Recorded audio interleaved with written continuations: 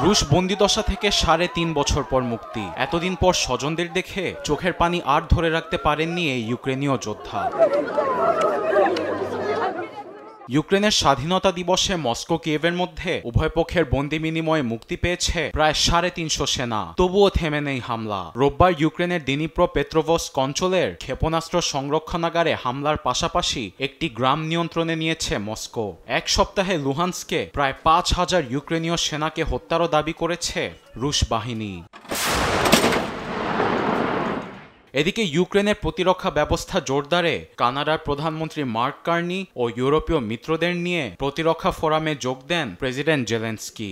অস্ত্র সামরিক সরঞ্জাম উৎপাদনের সাম্প্রতিক অগ্রগতি কতটুকু এ বিষয়টিও তুলে ধরেন তিনি। এ পরিস্থিতিতে ইউক্রেনের শক্তি বাড়াতে প্রায় ৩,৫০০ ইরাম ক্রুজ ক্ষেপণাস্ত্র সরবরাহের অনুমোদন দিয়েছে যুক্তরাষ্ট্র।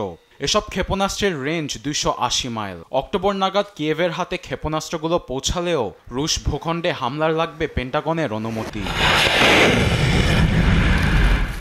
চলমান সংকট নিয়ে এনবিসি নিউজের মুখোমুখি হন পররাষ্ট্রমন্ত্রী সের্গেই ল্যাভরভ। সাক্ষাৎকারে তার দাবি, ভূখণ্ড দখলে নয় বরং ইউক্রেনে বসবাসরত রুশ নাগরিকদের অধিকার নিশ্চিত করাই মূল লক্ষ্য।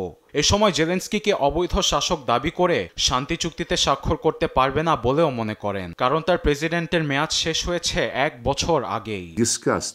ইউক্রেনের নিরাপত্তার নিশ্চয়তার বিষয়ে যেসব দেশ কাজ করবে তাদের অবশ্যই নিরপেক্ষ হতে হবে। কোনো সামরিক ব্লকের সঙ্গে সংশ্লিষ্টতা থাকা যাবে না। ইউক্রেন কোনোভাবেই ন্যাটোর সদস্য হতে পারবে না। ইউক্রেনের স্বাধীনতা দিবসে শান্তির বার্তা নিয়ে ফ্রান্সের প্যারিসের রাজপথে নামে শত শত মানুষ। ইউক্রেনের স্বাধীনতা ধরে রাখতে কিয়েভকে চড়া মূল্য দিতে হচ্ছে বলেও জানান তারা। আরবিদ আফসার, নিউজ ডেস্ক, দেশ টিভি।